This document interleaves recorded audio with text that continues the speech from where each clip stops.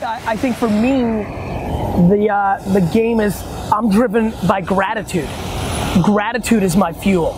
I think most people burn out because they're looking for money. They're looking for short-term highs. You know, when the game itself and the process and gratitude is the mix of your gasoline, you'll run forever. When it's about getting a watch or buying a new home or getting a new pair of Yeezys, you're finished. And so I see a lot of people looking for quick highs. I want to get that girl, I want to get that guy, I want to get that plane, I want to get that, you know, car. That is just not sustainable. When you're like, I cannot believe I'm alive, thank you so much, and oh my God, I can't wait to wake up and fight and grind and try to win. I love the game. You're unstoppable. Right. I just never run out of energy because those two things never run out. The game's forever and gratitude's forever. So I am like every other human. When something ends, I also have a moment where I don't have the energy. But for me, the game of trying to be a great entrepreneur and the game of being grateful as the operating system of your soul is a forever game. You know what it is? I like my lows as much as I like my highs. Right? Like, I like losing. I think it's part of the game. I think it's appropriate. I think I like being humbled because then I get pumped. Like I love when I lose, and like I love when there's like a new game that I find where it's like pickleball or like smash, like or darts in college. I remember I was like, oh really? Like I love the feeling of getting my ass kicked at first because I love the climb, and I also am very into my own head. So I think a lot of people struggle when they lose because they're worried about what everybody else thinks. Right. And I'm like, I don't give a fuck what everybody else thinks. Like, they fucking suck at shit too. Like, I'm in my own head. And so, you know, the other thing, now, I will say this. The thing I care about the most is the health and well-being of the 10 people closest to me, right? I do think that, God forbid, when one day, hopefully very far away, whether it's parents or something even worse, that will stop me dead in my tracks. Real life stuff, not losing an account or not making money or making a bad deal. Somebody quitting that's a good employee, that can't stop me. That doesn't mean enough. Right. And you know what I've admired about you is you just have a strong internal frame of reference to where, like, you know, everything that's not in alignment with that bounces off. Right. So for the average person who's not wired that way and they're externally frame of reference, yes, would you say that they should invest their time being more internal, or kind of like go with how they're wired and throw some things in there? What would you advise people who are not wired like you? You know, I think nobody's wired like me. We're all wired differently. I would say a couple things. Number one, you have to find a way to genuinely appreciate yourself for your strengths and your shortcomings. Some people are just stunningly attractive. Some people, there's about 32 guys tonight here in Dallas that are about to get drafted that were remarkably athletic. You know, I wasn't either one of those two, and like, that's okay. But I know how to sell stuff, and I'm a good guy, and like, you know, to me, what I would say to people is, the judgment you're placing on yourself was created through either a combination of DNA or the way that you were brought up. And you need to spend time with optimistic, positive people that aren't judging you to break out of that framework.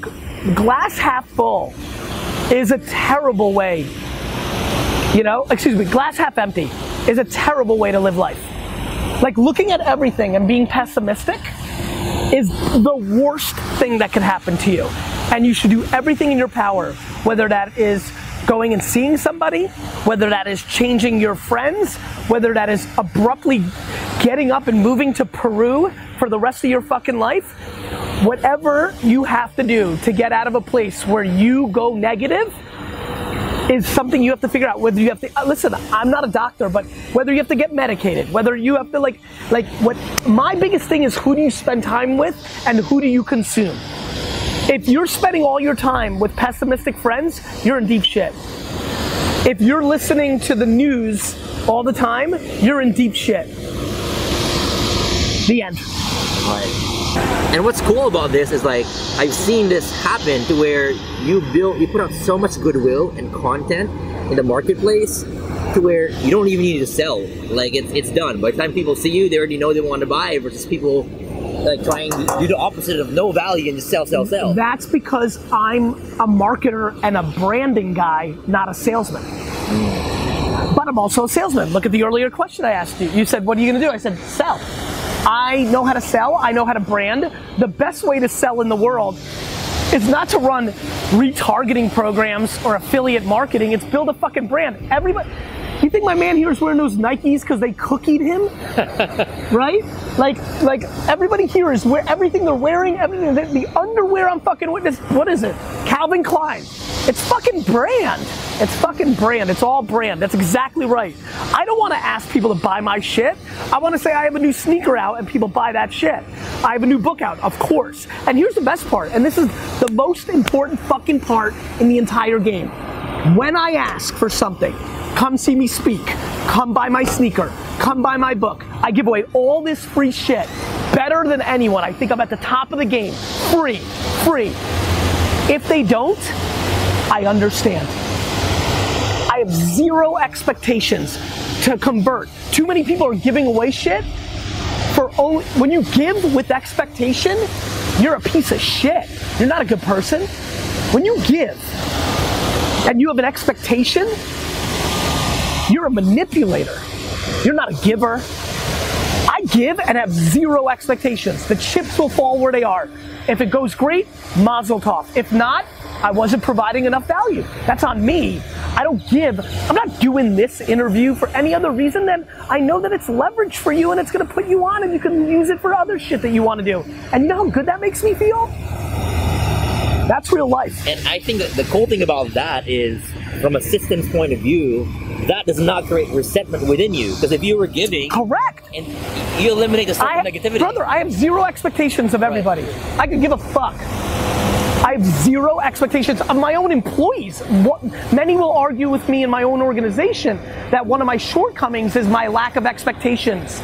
It's just the way I just have empathy. I'm just overly, to a fault, I would argue to a fault, empathetic. And I've brought it back to create more accountability and candor. But yeah, man, that's it. You're very smart to follow up what I said by that. That was a very good job by you. That's the right insight. You know why I'm always fucking happy? I don't fucking expect anything from people.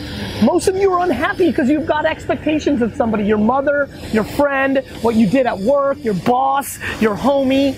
I got zero. When I lend somebody 20 bucks, I may pretend that shit's gone. I'm giving you 20 bucks. Yeah, it's funny. I had one funny question here. I was debating on whether to ask, and I'm gonna fucking ask it. I'm gonna put my 2 cents. But yeah. The question is, what was your payout from your dad's wine business to build this business? And my answer in my mind is like, dude, it's the work ethic, it's the grind, it's the integrity. Financially, it was zero. Financially, it was zero. When VaynerMedia was started by me selling a client from Gillette an $80,000 program, and that was the money that was started. The payout was dick. I had 0% of the business. I didn't get a loan, nothing. I built that business for my family because my family brought me to America and raised me perfect. And so, nothing. The payout was $0. $0. That's why when people talk shit, I laugh. I competed against people that raised $1 million. Like people like, you were given a liquor store. I sure wasn't. Like, come and fucking look at my fucking taxes. Come see me, motherfucker. I built my fucking parents' liquor store for them. Facts. Now come see me. When you got an excuse that, oh, easy for you, GaryVee. You got a $3 million liquor store. Dick face, go read the fucking articles. I started in a company that was doing $3 million, making $300,000 in profit. I worked my dick off from 22 to 34, 15 hours a day to build a business for my parents that I left at 34 with nothing. Now tell me who had it worse. Dick? There you go. Yeah, there I go. And that's my thing, right? For years, I never clarified that. The reason I'm not mad at people for saying it is I didn't talk about it because, it was a family business. I didn't know, I didn't want to put my family's business out there. But now I talk about it with fire because I'm just tired of your excuses. And fuck me. Who gives a fuck what I accomplished? Don't look at me. Look at somebody who's fucking born in like the deep jungles of like whatever and comes to America and fucking eats you. My parents did it better than me. Fuck me. My parents came here with nothing. Lived in a studio at 23 years old with $100. Fucking forget me.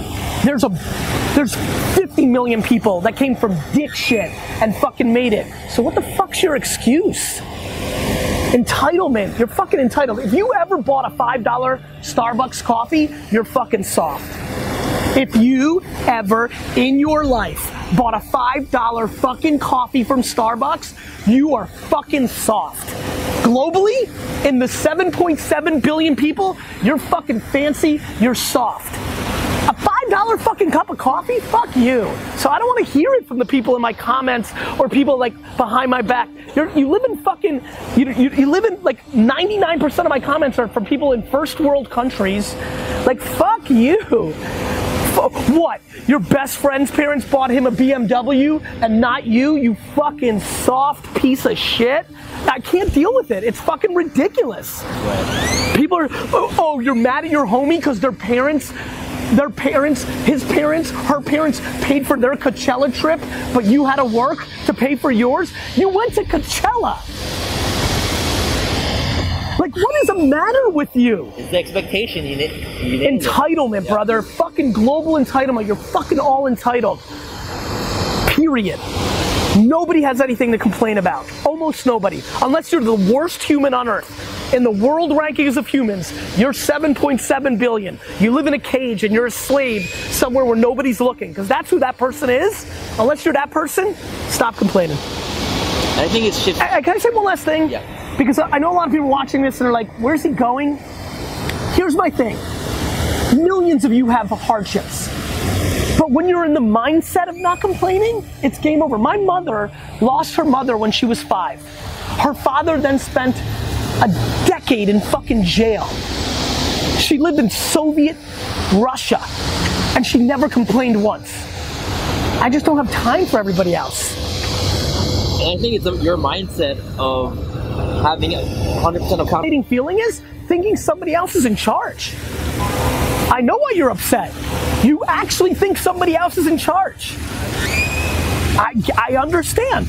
I don't think anybody's in fucking charge. Not my parents, not my wife, not the government, not fucking anybody. I'm in charge. You're exactly right. And here's my thing. Just go there for a year. Go there for one fucking day. Go there for one day, see what it feels like. To be in charge.